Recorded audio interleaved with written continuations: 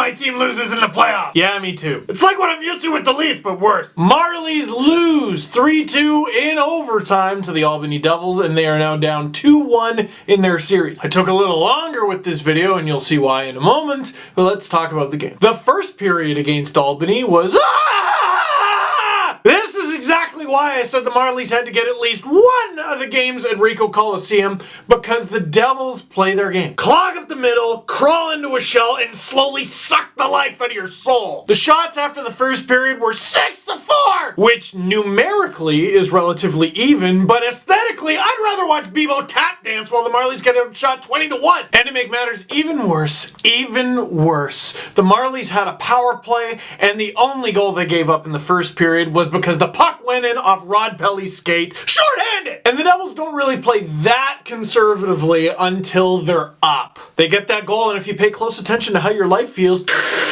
and it continues that way 4 minutes into the second, and with the shots 8-4 in the second period, Josh Leivo takes the puck in front, spins and shoots, just manages to flukily pass one by Scott Wedgwood. We got a tie game, forcing the Devils to play hockey, and things open up. Because you know, man, the Sens just hired Guy Boucher, which caused a few people to post that famous video of the Lightning versus the Flyers. The Lightning were playing that 1-3-1 style, and the Flyers were just toying with the puck. They were just toying it, passing it back and forth, skating around, saying, come get it, humiliating the Lightning, and they won't go get it. And Peter Laviolette was the coach of the Flyers at the time, and part of me was just like, what a baby. Just play hockey. Like, why you gotta do this protest because you can't beat the Lightning system? What Guy Boucher's Lightning team was doing, what they were doing, okay, it wasn't the most exciting brand of hockey, but was it against the rules? No, so quit your whining. And then I see a team do it against a team I'm cheering for, and I'm like, change the rules! Which wouldn't be fair, I'm emotional, but Leivo tied it, and that opened the game right up. Shots 12-11 for the Marlies in the second period. I'll watch that. We got 23 shots in one period. What a treat! And we go to the third with a tied 1-1. Third period, almost halfway through, William Nylander gets the puck wide open. What are you doing? Don't you watch my videos? Snipe!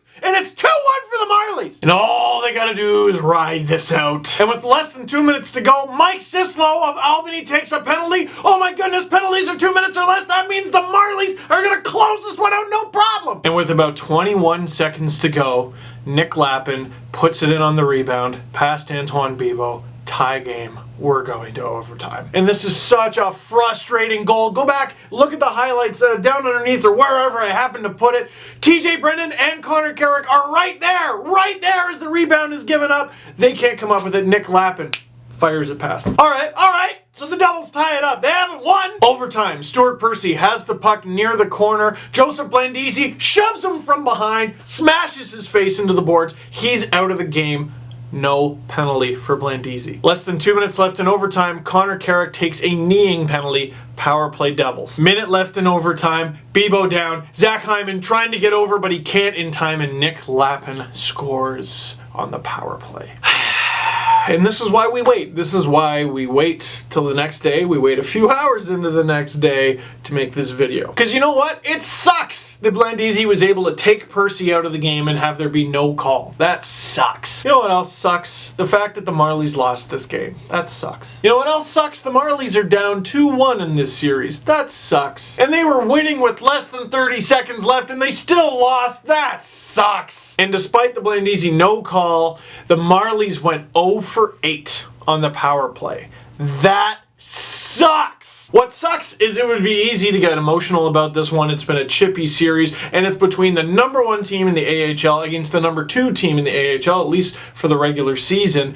And that sucks too, by the way. How the hell is it only the second round and the top 2 seeds are facing each other? That sucks. But you know what?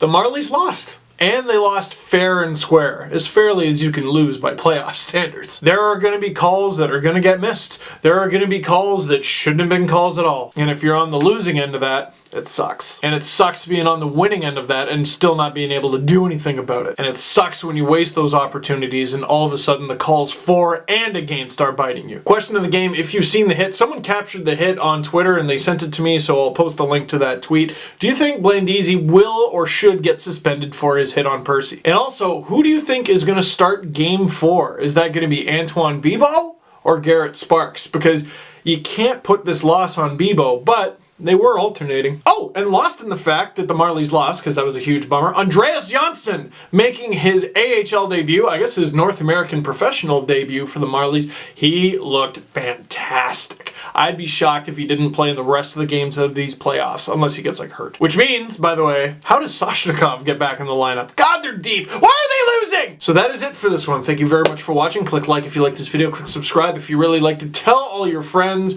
And holy smokes, the next game is important because you don't want an elimination game in Albany, my friend.